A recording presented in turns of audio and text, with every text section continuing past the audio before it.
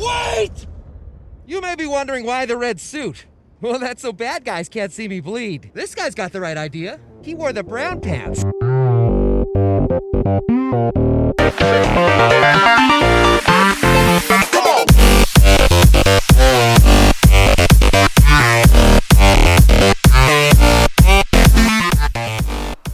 Hey everybody, and welcome to Movie Guys Podcast. Tonight we're doing another review episode of Deadpool, which I'm excited to talk about. This is Jordan along with Eric. How you doing tonight, buddy? I'm good, man. Feeling pretty good, especially if we're talking about Deadpool. I know. Did you see the box office release yesterday? Very happy to see the numbers on that too. Just more so not because it's a superhero, if you wanted to call it that, but because it's an R-rated superhero one and R-rated blockbuster in that as well. So I hope that we get to see a little bit more of that. I really hope that this influences a lot of the studios to say, yeah, it can be done. It can be done, and it can be done. It should be done, and it is done. This is great, and I love how in this movie, we're not going to talk about everything. We're not going to have time to, but I like how they make fun of Ryan Reynolds' past. They talk about the Green Lantern. They have an action figure of Deadpool from X-Men Origins. It's just wonderful. And makes fun of himself even. He even makes a Ryan Reynolds reference in the movie, actually. Where's that at, then? I think it was in the part where he was talking to his girlfriend and at the party, he's like, oh, well, I'm never going to be like Ryan Reynolds handsome or something like that, where Wade's actually talking to...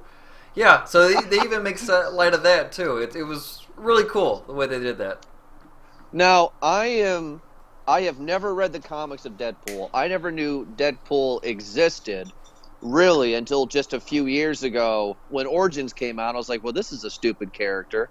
And then when I realized Deadpool is who Deadpool is this movie, do you know, Eric, is this movie pretty accurate to the actual comic book, or is this something completely different? So how I got into Deadpool was because it wasn't originally Deadpool. I was into Cable, if you know who that mutant is in the Marvel Universe. Yes. I liked Cable a lot just because I like big gun destruction, you know? Kind of half human, half machine, the cyborg type thing. I really like that. And Cable and Deadpool hook up often in their buddy comics that they do a lot, and so that's how I was introduced to it. Obviously, not as hardcore as some other people, so I'm sure some people might correct me on it. But either way, that's how I was introduced to it. And then, upon following more of Deadpool, I thought that he was just part of Weapon X, that he was supposed to be kind of the anti-X-Men type thing. But I think that the more and more they dabbled into Deadpool, the more they made him just kind of his own storyline where he's just not a part of anything, where he is so rogue and so different from everything else that he is just completely off in his own world. And they've made him everything. Comic relief, action star, just all parts, you know, there's the love aspect of it too. So I think they made him into his own world, really, in the Marvel Universe. So he really has evolved into a lot of it. I really do appreciate it. He was more of just a silent type, I think, from when I first was introduced to him. But I like that he's this kind of this hired gun that is on his own agenda. That's and I tell you what, my wife. So I got to tell you this, and then we'll of course review the flick. But my wife saw the trailer for this, and she went to go with me to see it, and she said, this looks stupid. This is a guy action flick. I am not going to see this on Valentine's Day weekend. Have fun by yourself. Okay. I'm not going. So I pretty much forced my wife to go. And we went to the theater, and when we walked in, we couldn't find a seat. And it was at 2:40 in the afternoon. Yikes. See, gotta pre-order. Gotta get the assigned seat theater. And she looks at me, stops in her tracks and says, is this movie supposed to be this good? This dumb action flick? I said, honey, you're in for a treat. You have no idea what you're getting yourself into. And she laughed more than I did. That's she beautiful. Enjoyed the shit out of it. She loved it. She had quite the best experience going into a movie with the lowest or zero expectation and not knowing anything about it, and just getting this start to finish nice new experience raw material. And I'm sure that she probably likes this character now, likes Ryan Reynolds, is looking it up now, and maybe even hoping for a sequel. Well, she loves Ryan Reynolds. I think a lot of women do, especially when he takes his shirt off. However, though, Mm-hmm. she was just like, this looks stupid. This looks, and she can't wait for the Blu-ray. She's so excited. She wants me to get her one of those Deadpool Funko things you get at GameStop. Nice. I mean, like she's all about it now. So that was really cool to actually see my wife enjoy this for the first time. The movie itself, though, I did it. This movie, Deadpool is a movie that I classify where you don't want it to end. Only a few handful of movies that I really, really enjoyed am I disappointed when the movie ends. I wanted to keep going. And this movie seemed very short to me, and I wanted more story. And I'm not saying this is bad or nothing like that, but that's why this movie is so good. It left me wanting more. And I can't wait to see what they're going to do with this character because, wow. Yeah. You know, the best thing about this is that this was the first movie. This was the setup. This was the introduction. And so Deadpool 2 has already been approved by that. It's already been greenlit, by the way, everyone who's listening to this. Yeah. Before this was released, before it even dropped, in pre-sales alone, in the hype, they said, yeah, it's already greenlit, number 2. Same director, too. Tim Miller is going to be doing it. His first full feature, by the way. And they say that. But really? What did he do before? It's not a bunch of shorts, but he has the, I don't know how he got the job, but the writers have a pretty good resume under their belt, too. They did Zombieland, G.I. Joe, so they have kind of like that. Well, I know, G.I. Joe is not whatever, but what I'm saying is like there's that playful action, pretty much, you know? I'll agree with you on that. That 8-year-old in the sandbox with the action figures action type thing. That's what it was. I would agree with that. And, yeah, I'll go with that. Deadpool 2's already been greenlit, so that one's just already going into it. It's already established characters. You already know who's in it. You already know what their angle is. You already know what you're getting into. So it's already built up a fan base, and so now Deadpool 2 is where they can just start to have some fun. Now it can just be all play action. You know, ignore some of the setup. Even though that the setup in this one was very entertaining, it was good. Everything about it, I really enjoyed this movie. Like just. I think it was almost perfect, with the exception of the two X-Men characters. Wasn't that Negasonic? A Negasonic teenage warhead. Something. Yeah, Negasonic teenage warhead. She was fine. I enjoyed her, but I don't know. She was just kind of there. I think she was just there more as a prop for jokes than anything else. But yeah, take it or leave it. No, yeah. Colossus was all right too, I guess. Well, we're talking about stuff that we like. I'm going to play devil's advocate and actually say something that I truly did not like about this movie that I did not expect. The movie was not told in order.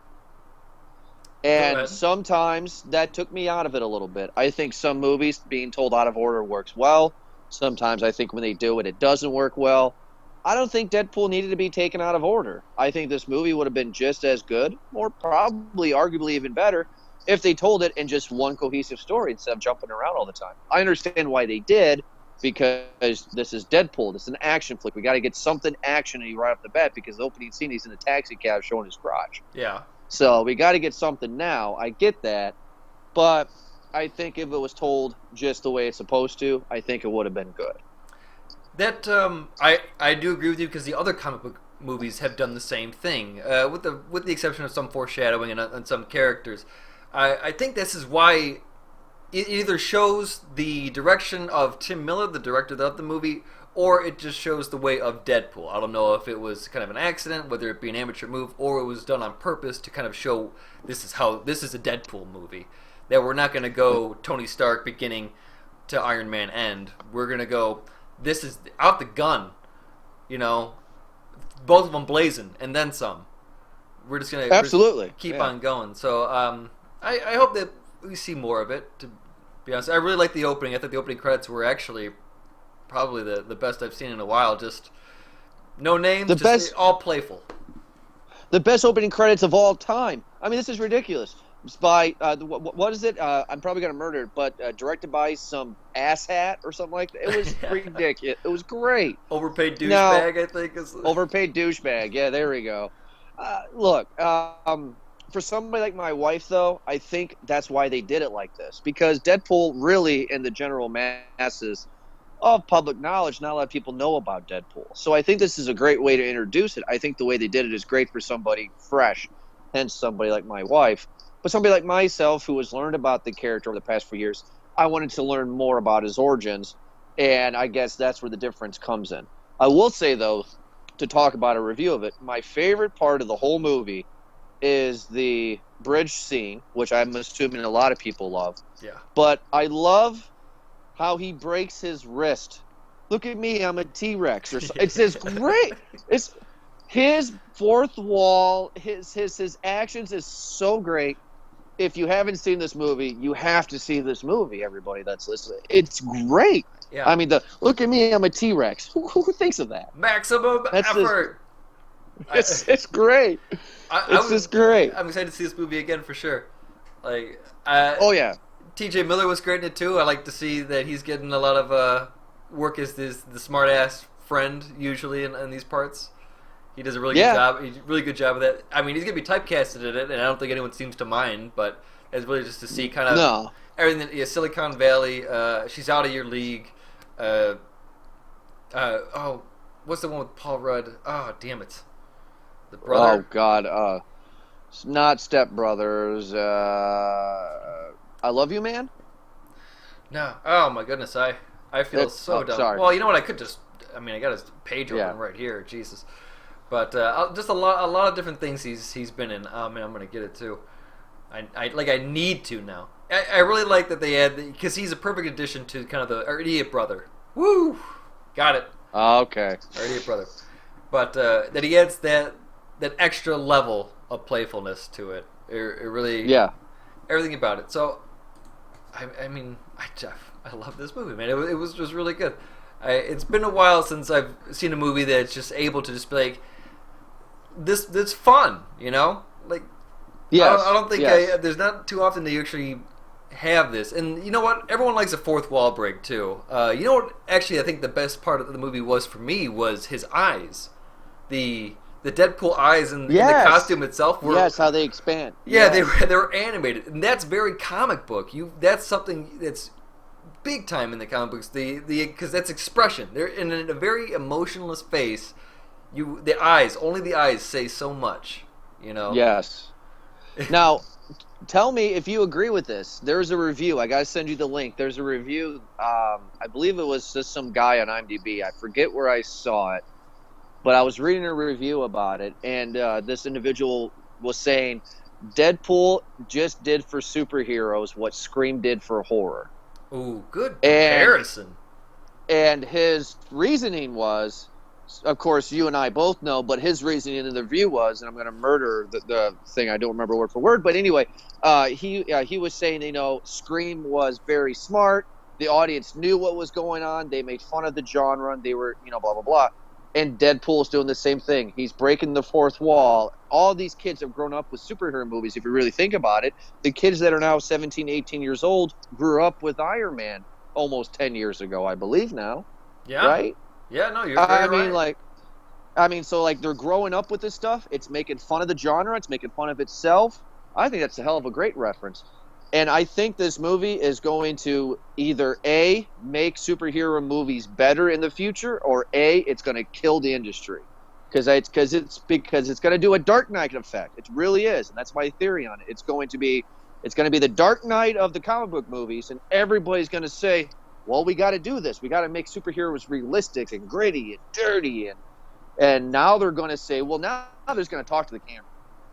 Oh, which you bring up a pretty good point, actually, and something I've never even really thought about. I do think, though, that the established movies already that we have are going to stick to their MO, stick to what they do best, and that's just deliver the novel story. You know, the kind of the hard hitting ones. You have Civil War coming up for Captain America, and that's probably going to lead into its own thing too. And then everything's building up towards the Avengers 3 with Thanos trying to do his own thing. So we have another Guardians movie coming up. A lot of it's leading up to that too. I don't know if they're going to do any of the Hulk saga or if they're going to do any of the. I I think it is Civil War series. I think where superheroes have to register with the government as official government workers, and they have to reveal their identity to do so. So I don't know if they're going to do that in this movie. I might be speaking too soon.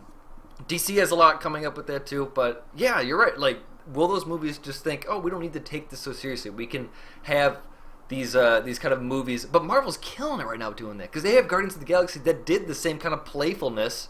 And it destroyed box office. It hit huge marks. And then this one is on the same track to doing the same exact thing.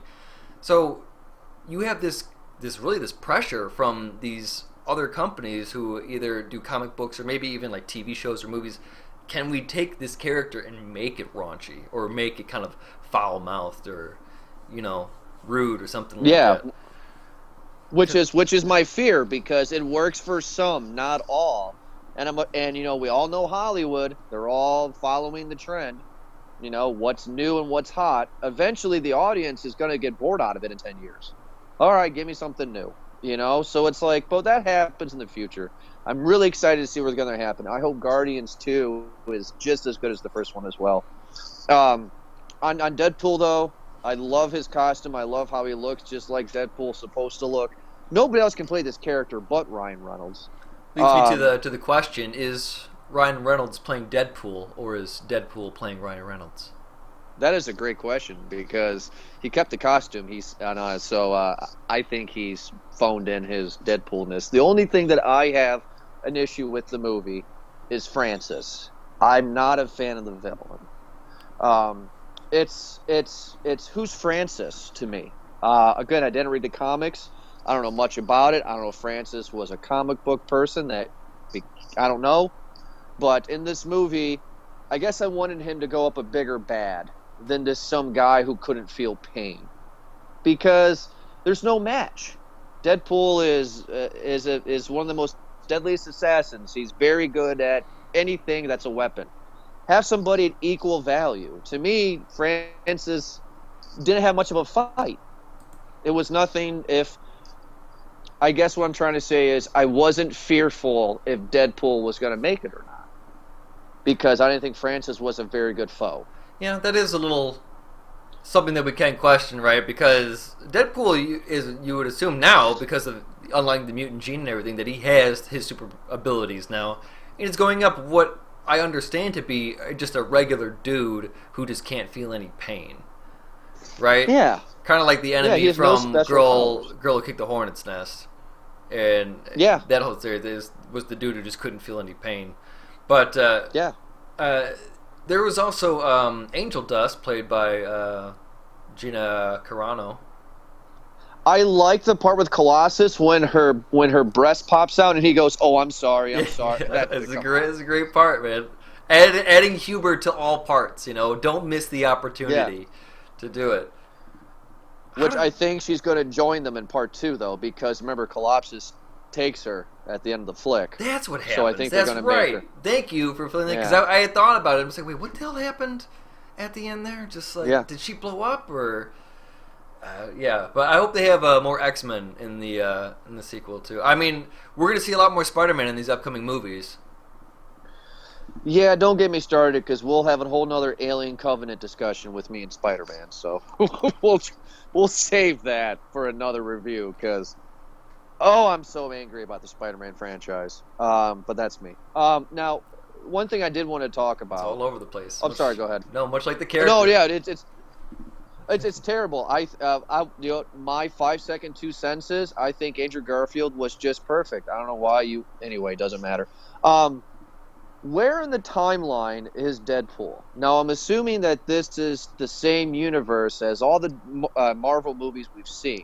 So one of the things that I was thinking about while watching this movie is we only see Colossus and Teenage Warhead. We see no other mutants in the Xavier School. And does this take place after Last Stand? Where is this in the timeline? Has the Avengers happened? I don't know. It's confusing. Obviously, it's a question that Deadpool asked in the movie. Where he made Was that the question? Yeah, he's like, are we going, is this the McAvoy or the Stewart? Because it's hard to keep track of these timelines. But one of the best lines in the movie, by the way. Just wonderful. fucking wonderful that he said that. You know what's the best thing about wonderful lines in this movie is this has the best montage in movie history with a sex montage. Yeah. Yeah, that was a That's good... ridiculous. That's ridiculous. I mean, it's nuts. And you know what? Ryan Reynolds and Vanessa, the girlfriend, I forget the actress's name, they are great together. Such a They have crush. great chemistry. Such a crush on her. I believe them. I believe them as a couple. I really do, and that's hard. To have two people to make you as the audience believe them. I believe their pain, their struggle, and I loved them together. I thought they were great. Yeah, Monera Baccarin, if I'm saying that right. But yeah, she's in Firefly and Homeland and looking pretty good. Homeland. That's where I seen her. I'm not too sure about my comic book timeline either, but I was under the impression that it came out kind of during the same time that like maybe X-23 was created, kind of in that Let's Kill the X-Men period with all the government secrets and shit like that. Maybe I could pull it up here and look at it, but so he's a little bit older than that, but I don't know. But that's what I thought, that he was just, there was the kind of established kind of roles, and then towards the end, kind of like that, whatever age that the comic book guys call that is when they started adding in the characters that were all trying to kill, new enemies they were just trying to kill. So galactic enemies, secret organizations, and just trying to throw in all that stuff, rather than it being just kind of an origin enemy. Gotcha. Sabretooth or something. Well, I guess the last thing I want to add is one of the things that I wanted to talk about was how I didn't feel sorry for any of the bad guys getting killed because it was so cartoony. But my God, that SUV chase and the bridge scene was some of the most violent pieces of screen time on cinema I've ever seen. That is nuts. That was great. That was really great. There was a lot of gore. There's a lot of splats. It was pretty cool. I like it. It's good. Well, that's a very comic book, right? Yeah, like it was. I liked it when he got shot up the ass. Oh, right up Main Street, and he shoots the guy between his legs, and then every time when Colossus and Teenage Warhead's trying to talk to him, he just randomly runs up and just fucking punches Francis in the face for no reason, just because he hates him.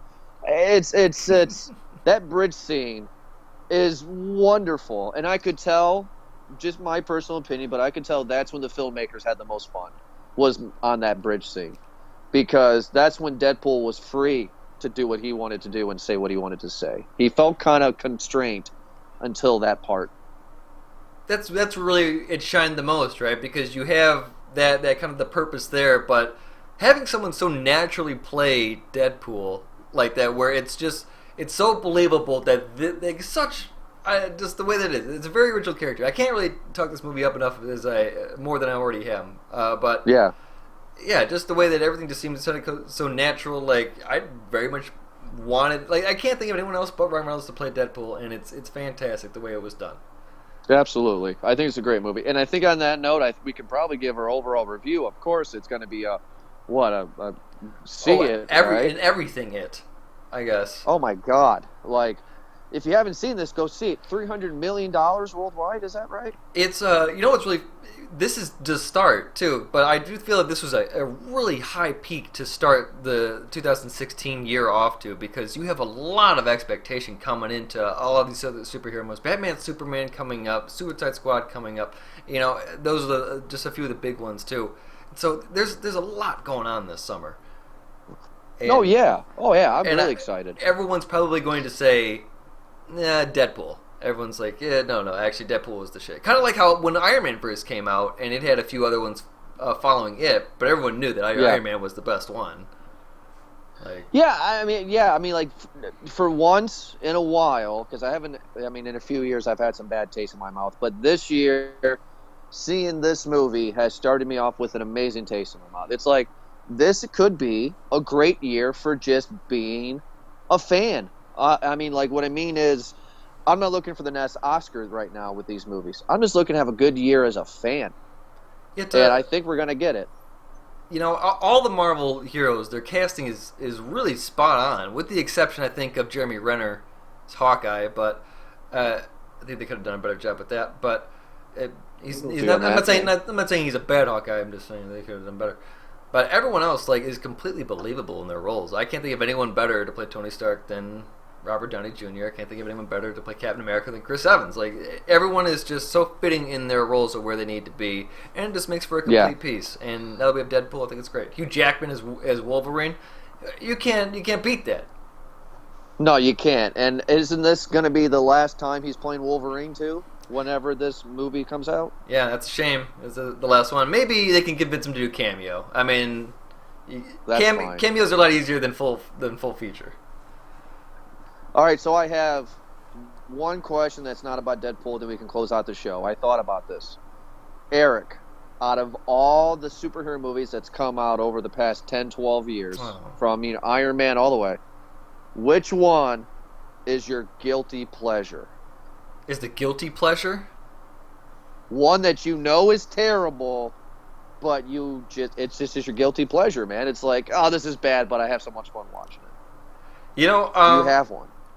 You know, I really did kind of enjoy the way that the first Hulk was done, Eric Bana Hulk. I didn't much care for the story or anything else like that, but the way it was kind of done with the slides, and I like Jennifer Connelly as what's her name? Are you which? I'm sorry, which Hulk? You're talking about Ang Lee's Hulk, or you're talking about one with Edward Norton?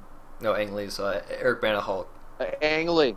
Okay, sorry. And okay. it's more maybe All because in the newer Hulk, I didn't like Abomination, Tim Roth, to be that bad guy. Not really the one I would pick for the Hulk, but I can understand it. That's fine. Yeah. Mine would be X-Men Origins Wolverine. Yeah.